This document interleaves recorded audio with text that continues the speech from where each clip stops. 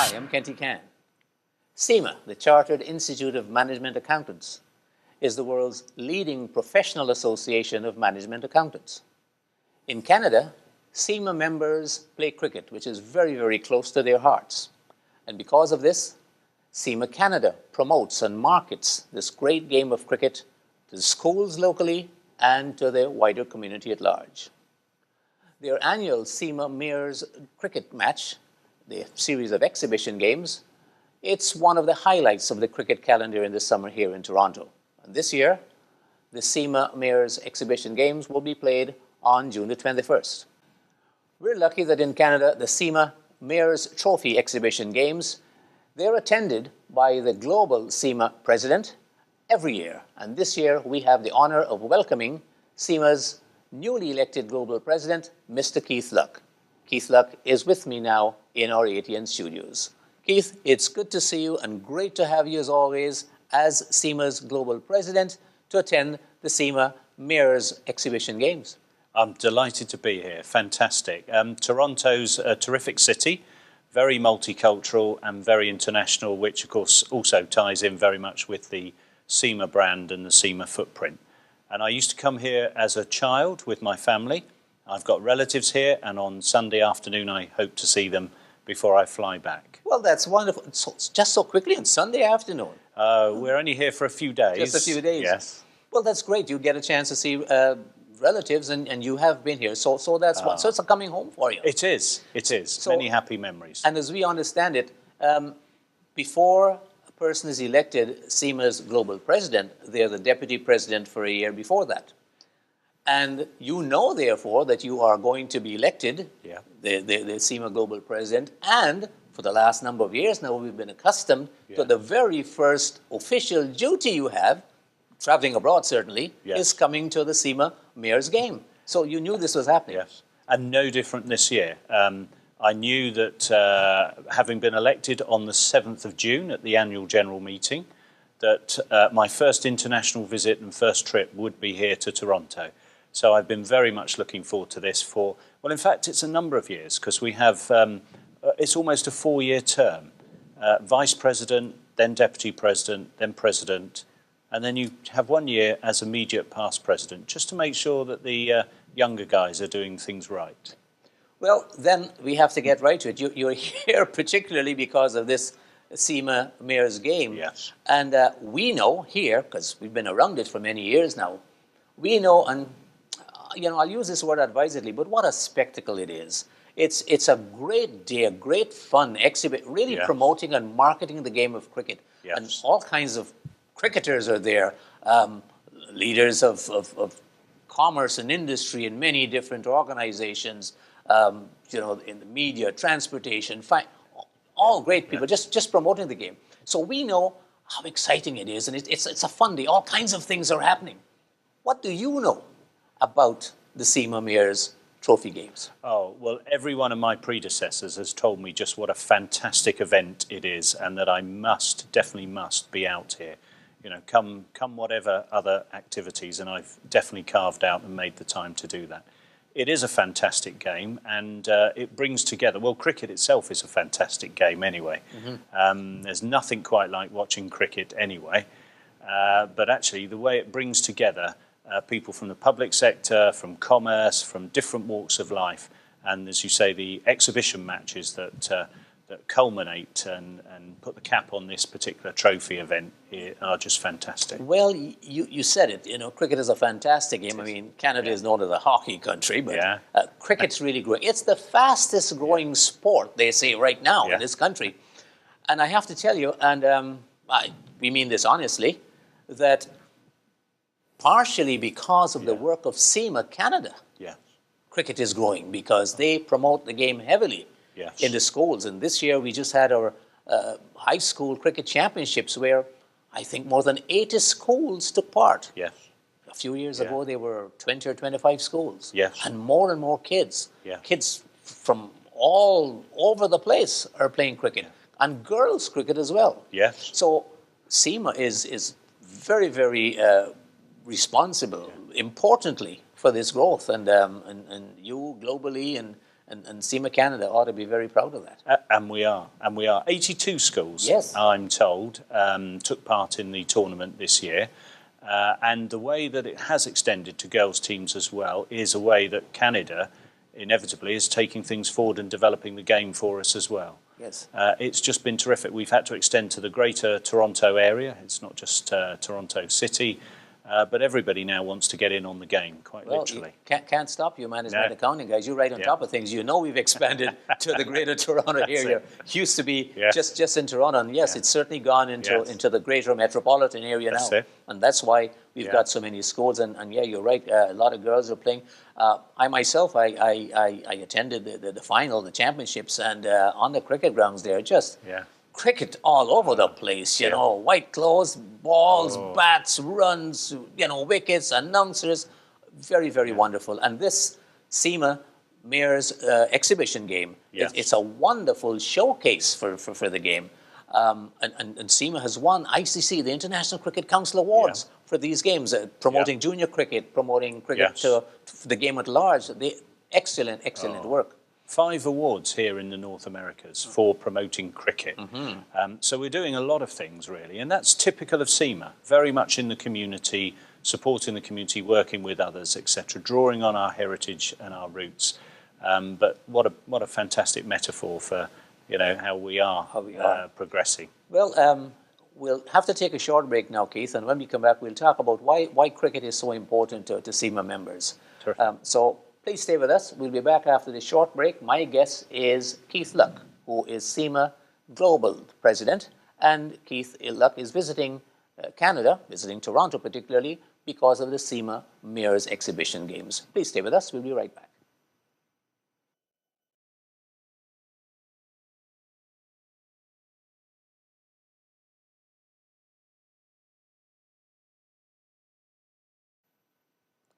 Welcome back. My guest is Keith Luck, who is CIMA's president globally, and Keith is with us because of the CIMA Mayor's Exhibition Games. Keith, before we went on break, we were talking about the popularity of cricket and how CIMA Canada is helping to promote the game here in schools and in the wider community. School championships were just held. The CIMA Mayor's Exhibition Games, this is promoting it to the wider community, and we have all kinds of people involved, as we mentioned earlier. But another offshoot of CIMA's promoting the game has to do with young school cricketers being selected to go to England and play cricket. It's the program called Cricket Across the Pond. Tell us about your familiarity with this and what this means to, well, I know what it means to CIMA here. What does it mean to CIMA globally? It's just fantastic to be able to bring individuals over to the UK that have a connection with CIMA, but also have come to that through cricket. It's where I first got involved with this whole exercise in that, I live in Wimbledon, which is just down the road from the borough of Kingston. One of the first things that the teams do is to visit the mayor of Kingston. They then go on, they visit the Oval, they go up to Lords, they have some coaching, they play cricket, they go and meet the mayor of London. Not the Lord Mayor, but the elected mayor that we have, in the same way that you guys do here. And they're just fantastic ambassadors for Toronto and for Canada. And they've come to really visit us in the UK. And I am part of that party that takes them round and will be again this year. Yeah, it's a great learning experience for them all around. They're fantastic ambassadors. Skills, never mind the playing cricket skills. And do you know if they get a chance this year to play again at Lord's? They are visiting. I'm not sure if they're actually going to be on the hallowed turf, but they're certainly going to be in the long room and given a full backroom tour of Lord's. And I can tell you the boys get so excited around all of that. Well, what else as far as you're going to be very busy on the day of the Mayor's Trophy matches? What else have they got planned for you? So this evening there's a reception for a number of CIMA members here in Toronto. And again, I think that's a record turnout. Somewhere approaching 200 people have signed up this evening. So a reception to meet the branch here. There's also meetings with CFOs. There's a whole conference being organised before the cricket game itself. And I'm also taking the chance to catch up with Jonathan Dart, because I used to be in the Foreign Office. So, of course, as the consul here, Yes. I did say we should catch up. And I think he's organised a lunch for me. Yeah, there's something about you being in the Home and Foreign Office. That's right. I guess the Home Office with policing and the Foreign Office, again, I moved on to after the police service, the Metropolitan Police Service. And both of those jobs were management accounting jobs. That's really, you had to be a qualified accountant, and that's how I came into both of those positions. You know, great segue. You talk about both of those jobs being management accounting jobs. Yes. Now, let me move off a little bit from the CIMA Mayor's exhibition games and ask you this. How does a Cambridge University educated geography major become such a wonderful and worthwhile management accountant? I got into management accounting through British Telecom, but I joined an organisation and then wanted to know far more about how that organisation ran, how it allocated its resources, how it made its plans, you know, how management got its information, etc. And I discovered, almost by accident at that time, the Chartered Institute of Management Accountants, and I was fortunate. In fact, it was an Indian boss of mine that supported me and mentored me in that and encouraged me to do my management accounting. Ram Mahendra, long retired, but I can always say that you know, he started me on my road to management accounting, and I've never looked back ever since. You therefore, well, not only prefer that because it's obviously been good to you from a professional standpoint, but better that than making maps and that kind of stuff. But on another day and another time, I'd love to chat with you about life at Cambridge. Yeah. Yes. Well, just for the heck of it, you Yes. you didn't help Cambridge to win or lose the boat race or anything. But again, I go down and watch them at Putney, just down the road from where I now live in Wimbledon. A fantastic event as well. Yeah, they haven't done too well, particularly this last year. Keith, why is cricket, do you think, apart from the fact that I know some of the members of CIMA Canada play the game and they come from cricket backgrounds, why is it so important to them, and how does cricket and promoting the game here enhance the image of CIMA's members, if in fact it needs to be enhanced? I think it's such a competitive world that you know, one's brand, however you get that across. Cricket is a great way of doing that here in Canada and in Toronto, of enhancing and indeed promoting our brand.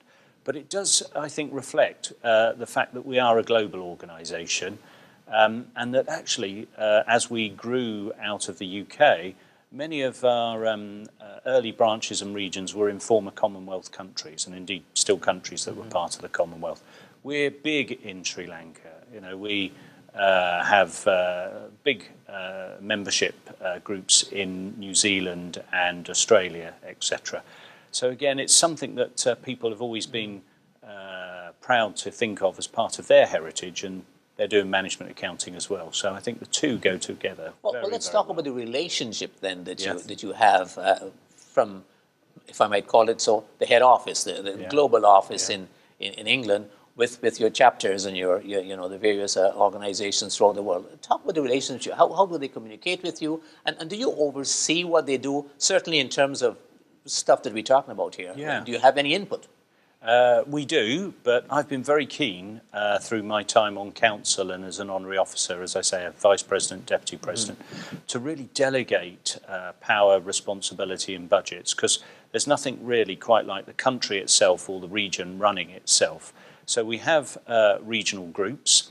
Yes, they do report into a policy committee, which is our Global Markets Committee back in the UK. But there's an awful lot of autonomy, although we have actually now got to the position we only have one international president, because that was getting slightly confusing. There were various presidents or chairs, etc. So there's just one president of CIMA, and we have a very clear constitution of what people can and can't do, as you'd expect in a management accounting organisation. The delegations, the authority levels are all very clear and well set out. But people here in Canada have taken an initiative with our encouragement and have run with it, and indeed bringing it back, as we said, to cricket across the pond and linking back. You know, that's just terrific. Well, I have to go on break again, but I will want to ask you when we come back. if this also means that you as global president get a chance to travel to some of these other chapters as well. And if so, does most of your tenure, and I know it's only a 1-year tenure, does most of your tenure, is it taken up in just doing this kind of stuff? But we'll wait until after the break, and we'll talk about that. Please stay with us. We'll take a short break now, and we'll be right back, and I'll continue my conversation with Keith Luck, who is CIMA's global president.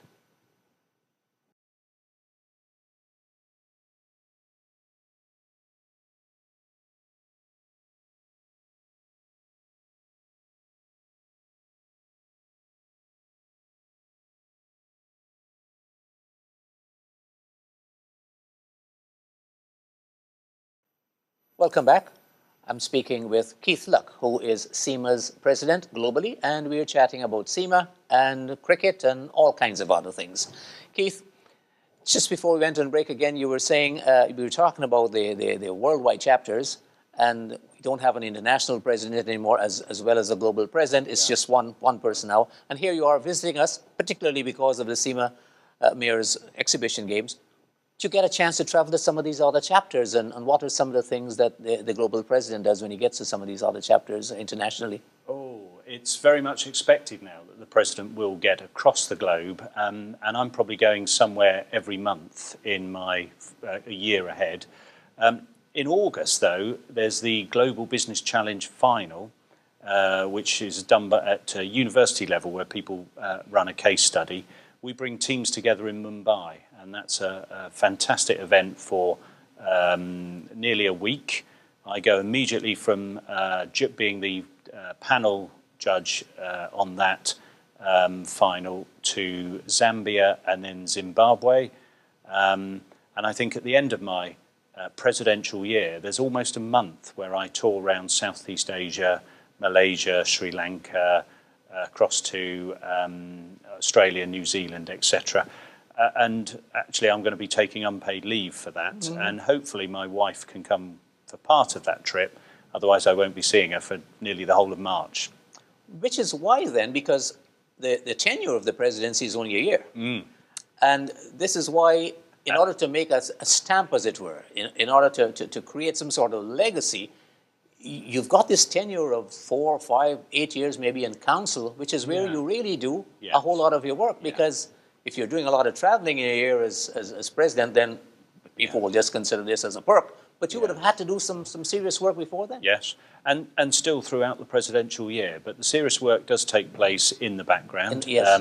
And I was very involved in the strategy for 2010 and now the strategy for 2015. Implementing our growth strategy, being much more international, developing and deepening our joint venture alliance with the AICPAs, the American partnership that we've tied up with, forming the Global Management Accounting Qualification, CGMA. We've also updated our syllabus, and we roll that out in 2015. Which is why this time is referred to as a pivotal time in CIMA's tenure. Yes. Yeah. My predecessor, Malcolm, really set quite a high bar, not only in terms of the amount of travel he did, but also in terms of the initiatives that are underway. And our new examination will take place on computers, entirely computer-based, not online, but you go to an examination centre, one of the Pearson VUE exam centres across the globe now, and you will do your exams and pretty much get your results of those exams almost immediately? Almost immediately, absolutely. You still need to do a case study to consolidate at every level, and that's still a marked exam which goes off and has a human look at it. And this is rolled out right across internationally? This is internationally, and will also be the top level exam, will also be exactly the exam that the CPAs take when they now take up CGMA. Well, I was going to ask you that then. They don't have to do separate exams then? It will be exactly the same exam. So we've defined this global management accounting qualification. So nobody anymore is simply a CIMA accountant. They're now a global public, very much whatever that designation is. Yeah, not all CIMA members, if they want to, they don't have to take up the CGMA designation. But given we are in a global world and much more interconnected, and it's particularly what the big employers are saying, they want to understand that when they employ a management accountant, whether here in Canada or in the UK or in Mumbai or Sri Lanka, that they know what they're getting. It's CGMA, and it's that particular brand, and they know what to expect. So it really is a busy time for you, but as you said, you would have done a lot of that work beforehand, and still some of it's going on in the background. It is very much so. It is said that you leave organizations that you've worked with much stronger and fitter than you found them. Well, that's very much the role of a management accountant. How do we improve productivity, efficiency, give organizations, particularly in my case, a sharper strategic focus? It's so wonderful. Here we are talking about accounting and business and depression and all this because of cricket. Yes. This is what got us here. Yes. So in a sense, we might have answered our questions that we had right at the beginning. Why is this important? But it is. It's brought us together, and you know, here you are, a professional management accountant with years of experience, and we're talking about all these things, and it all goes back to cricket. And so I'd like to end this little session by going back to the game, and just in a little light-hearted way. You're here again because of cricket, the CIMA Mayors Cricket Exhibition Games that's happening in just a few days. Tell me about yourself as a cricketer. Come from England, it's a UK, UK person, and you look like, you might be a fabulous looking, off-cut bowler, batting early in innings. Tell me a little bit about your cricket prowess. So I confess I haven't played, except for the odd game. When you did play, yes. When probably back in college days. My son, though, is a cricketer. He's also a great hockey player. So I think the two are not unrelated. Field hockey or ice hockey? Field hockey back in the UK. Okay. But actually, he is a cricket player and continues to play cricket even though he's left university. So my job is supporting now and being there. Watching. You're not managing. No, I'm not managing. having a quiet drink and a snooze in the deck chair at the side of the field. And as the English do when they watch cricket, nice shot.